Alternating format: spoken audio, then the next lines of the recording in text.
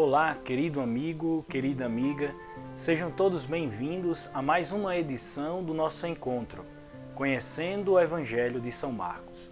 Que o Divino Espírito Santo nos conduza para bem acolhermos a Palavra de Deus feita carne, Jesus Cristo, em nosso lar.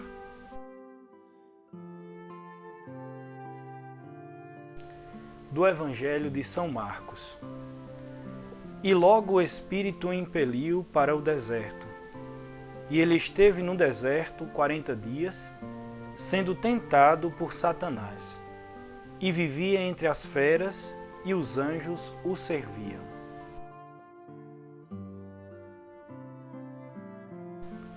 Queridos irmãos, após esta breve perícope, e após mesmo o estudo do batismo de Jesus, agora Jesus, tendo recebido o Espírito Santo, o Pai revela naquele episódio aos homens o seu bem-querer pelo Filho unigênito, e agora nós vamos adentrar no pós-batismo de Jesus, no pós-evento batismal.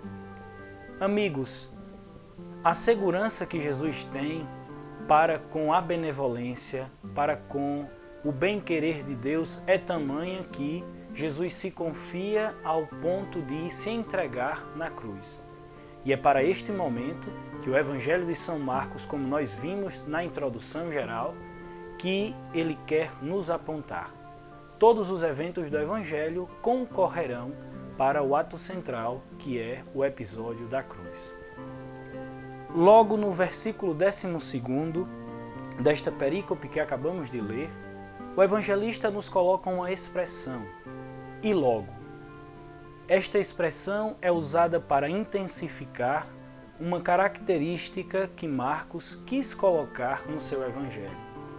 A tensão e o sentido dramático do seu texto, para dar ênfase ao ato central que ele quer nos remeter, o ato da cruz. Como fora elencado na introdução geral, Marcos se utiliza deste recurso para nos remeter a tal ponto, a paixão, morte e ressurreição.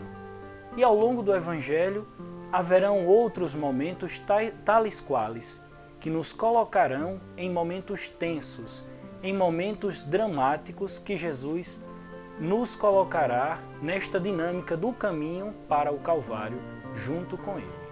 Sob a condução do Espírito Santo, Jesus é impelido ao deserto.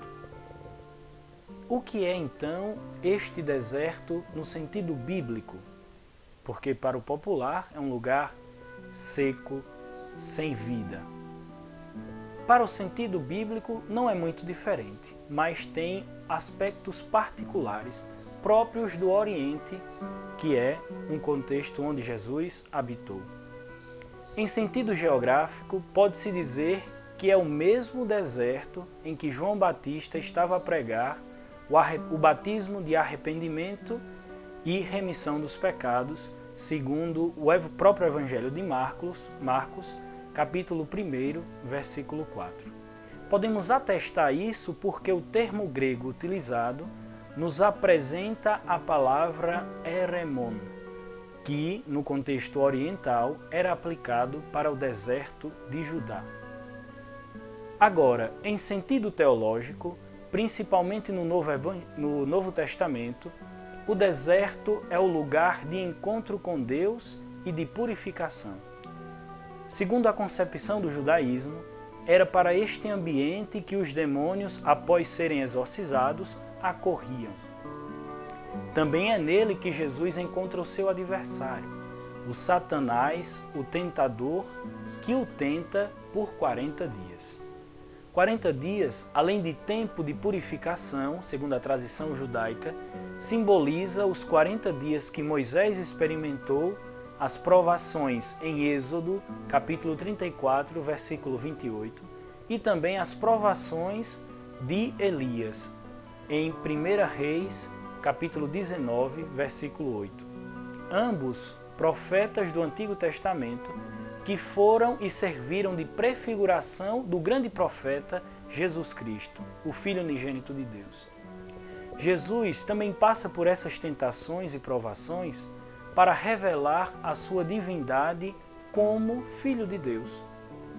Ainda sobre o deserto, e sobretudo este que Jesus se encontra, o da Judéia, é o habitat dos animais selvagens, que no texto são apresentados como feras, que simbolizam o mal, a possibilidade da morte, o risco de vida. Mas estavam ali anjos para servir a Jesus, ou seja, a proteção divina. Jesus é impelido ao deserto pelo Espírito e é protegido pelo próprio Deus Pai, que tem sobre ele o seu bem-querer. Jesus é então protegido do mal, protegido da morte, dos riscos que o deserto possui. Mas, como encerra a perícope, podemos afirmar que ele é, de fato, vencedor do mal. Já logo no primeiro capítulo, o evangelista nos aponta exemplarmente a vitória de Jesus sobre a morte, sobre o Satanás.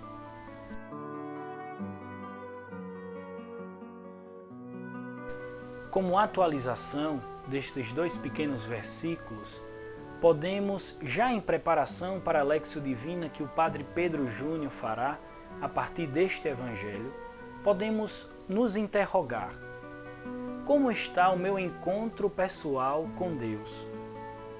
Como está o meu deserto interior? E se perguntar ainda se ele é verdadeiramente um local de encontro com Deus. Como este pequeno Evangelho, então, pode me ajudar a entrar no deserto da minha vida, auxiliado pelo Espírito de Deus, o mesmo Espírito que impeliu Jesus ao deserto, e voltar todo o meu ser para Deus. Que Deus nos ajude a vencer os males da vida e a encontrá-lo na nossa existência. Que o Senhor nos abençoe, em nome do Pai, e do Filho, e do Espírito Santo. Amém.